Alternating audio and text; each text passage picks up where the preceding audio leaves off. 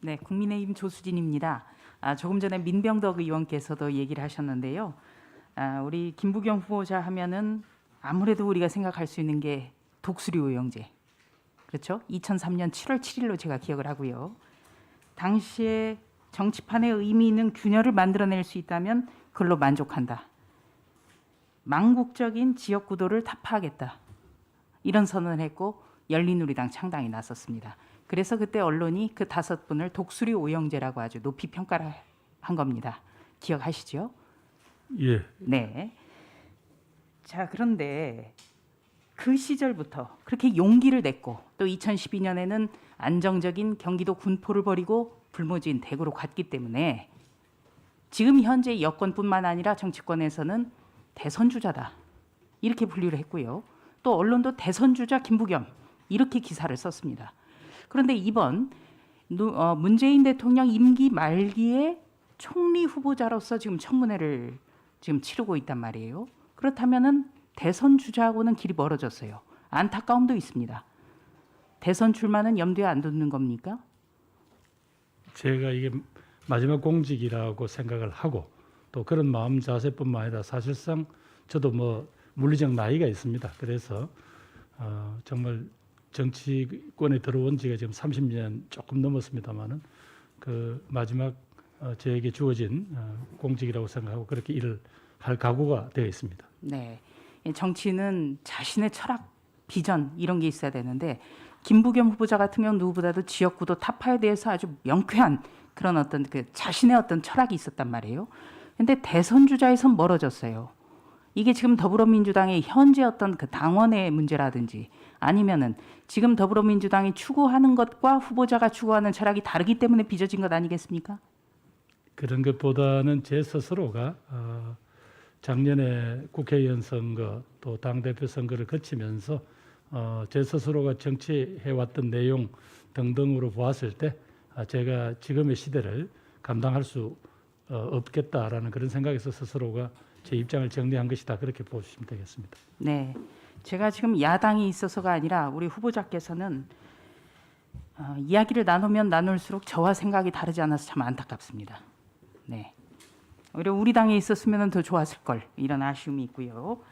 그리고 어젯밤에 보도가 나왔습니다. 더불어민주당 송영길 대표 등이 대통령에게 과학기술부 장관 후보자와 해양수산부 장관 후보자 임명 강행해서는 안 된다는 입장을 전달했다. 후보자하고는 좀 논의가 있었습니까?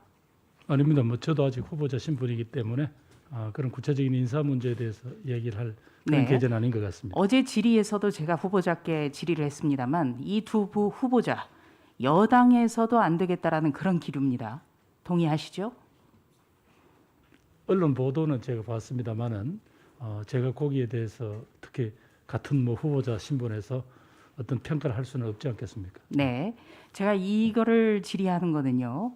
총리가 되신다면 총리로서는 부적격한 장관 국무위원에 대한 해임 건의를 할 수가 있고, 그리고 또 조국 전 법무부 장관 같은 경우에는 충분히 인사청문회에서 의혹이 엄청나게 많았음에도 불구하고 대통령 임명을 강행했기 때문에 비극이 벌어진 거거든요. 그렇죠? 동의하시죠?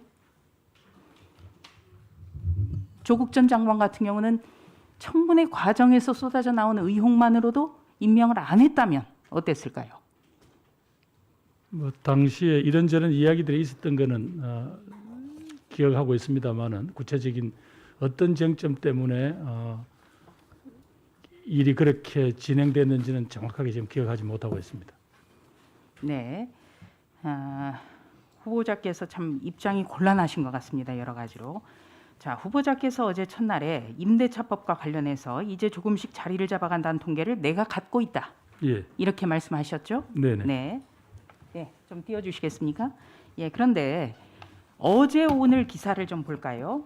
예, 오늘 어제 기사를 쭉 보면은 임대차법 통과 이후에 전월세 시장이 훨씬 악화됐다는 겁니다. 그래서 9개월 동안 반전세 월세가 전체 서울 물량의 3건 중 1건이 됐어요. 이게 굉장히 악화된 겁니다. 우리 중산층과 서민의 어떤 그 집 사정이 굉장히 좋지 않아졌는데 후보자께서는 자리를 잡아가는 통계를 갖고 있다.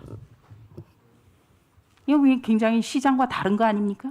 그래서 저 통계가 어디서 작성했는지 모르겠습니다만 제가 가지고 있거는 전세 사시는 분들이 재계약률을 중심으로 해서 가지고 있는 통계입니다. 예. 그러면은 그 통계를 예. 저희들에게 배포해 주실 수 있다고 했는데 준비해 오셨나요? 예, 준비해 왔습니다. 그게 서울 겁니까? 서울 지역 겁니까?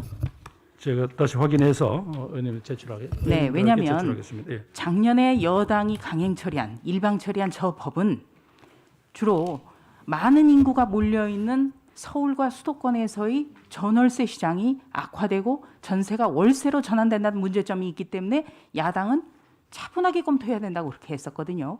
그 일단 통계를 주시면 제가 그거를 보고 추가 질의를 좀 했으면 좋겠습니다. 네, 그렇게 하겠습니다. 통계를 좀 주시고요. 자, 후보자님 아주 간단한 문제 하나 내겠습니다. 북한에 비핵화입니까? 아니면 한반도에 비핵화입니까? 한반도의 비핵화가 현재 우리 정부의 입장입니다. 그런데 여기서 말하는 한반도 비핵화 중에서 대한민국은 현재 핵이 없다는 걸 명확히 국제사회에 분명히 밝혀 있는 편이니까 지금 북한의 비핵화가 남아 있는 한반도 비핵화 다음 과제겠죠. 문재인 정부가 계속해서 이야기하고 있는 것이 한반도 비핵화인데요. 네. 이게 상식과 거리가 멉니다. 왜? 대한민국엔 핵이 없어요. 문제는 북한의 비핵화, 북한의 핵 폐기가 우리나라뿐만 아니라 전 세계적인 공동의 목표이기 때문입니다. 북핵 폐기입니까? 한반도 폐기입니까? 한반도의 핵 포기입니까? 의원님 어떻게 표현하더라도 북한이 결국은 비핵화하지 않으면 이 문제는 풀려질 수 없는 거니까 그걸 한반도 비핵화라고 표현하든 북한의 비핵화라고 표현하든 저는 뭐 그 문제에 대해서는 저는 너무 과도한 의미를 부여를 안 하셨으면 좋겠습니다. 이거는 과도하게 의미 부여하는 것이 아니라 아주 상식의 선에서 우리가 그냥 북한의 비핵화하면 되는데 한반도 비핵화라고 하니까 지금 문재인 정부의 그 북핵 폐기 문제가 계속 꼬여. 한 1분 정도 더 넣어주세요. 네. 자, 5월 21일 백악관에서 한미 정상회담이 열리지요. 예, 지금 예, 그렇게 발표를 했습니다. 네, 바이든 대통령이 이미 상하원 합동 연설에서 이렇게 밝혔습니다. 북핵은 심각한 위협이다. 단호한 억지로 대응하기 위해서 동맹국들과 긴밀하게 협력할 것이다. 이렇게까지 밝혔기 때문에 문재인 정부가 바이든 행정부와 보조를 맞추기 위해서는 완전하고 검증 가능한 북핵 폐기 여기에 대해서 분명한 구상을 밝혀야 됩니다.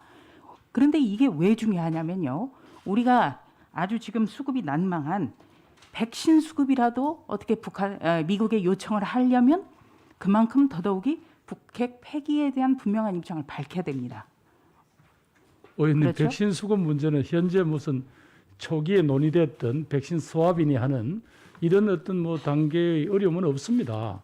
지금 우리가 확보하고 있는 연말까지 확보하고 있는 여러 가지 물량으로 봐서 따라서 의원님께서 그걸 양쪽을 집정 인과관계가 있는 것처럼 설명하시는 것은 조금 무리한 추론이 아닌가 싶습니다만은 그거는 이제 아까 이야기는 2차 접종을 1차를 맞은 분들을 2차 접종이 지금 급하니까 그런 거고요. 지금 현재 화이자는 또 매주 수요일 날 물량이 들어옵니다. 조수진 의원님 좀 정리해 주시기 바랍니다. 그렇게 해 주십시오. 예.